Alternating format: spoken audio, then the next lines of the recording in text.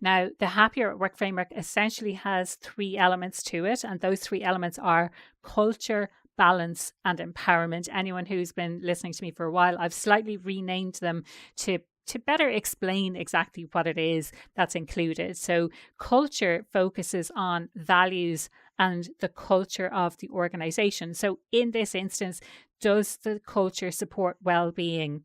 Does the culture match with what you're putting out there into the market? So is what you're saying your culture is the actual reality of what people experience on a day-to-day basis? And if it's not, how can you fix that?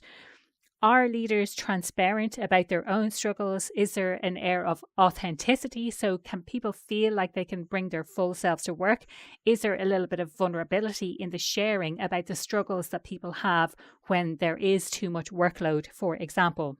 Now, I know a lot of organizations are focused on getting the best talent, having the top talent.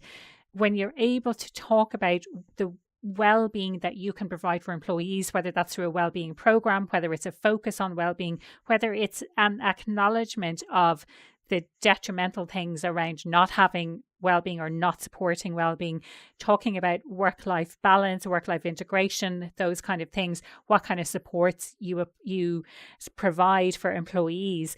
So it's really important, and employees look out for these types of things as well when they're looking for jobs. So at the recruitment stage, it's really, really important, but it's also really important factor from a retention perspective. So if you want to hold on to those employees, it's important that your actions meet your words. So the recruitment phase hasn't just been talking about the areas of well-being, but you're not actually supporting that with anything when someone joins, when someone actually joins the organization.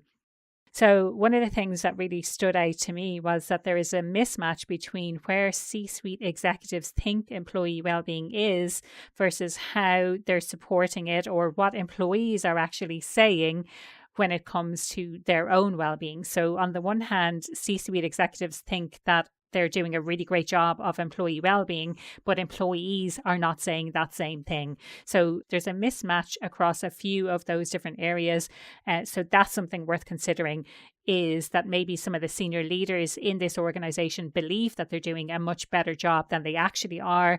And have you asked employees what they actually think themselves of their own well-being, and actually listening to what they have to say?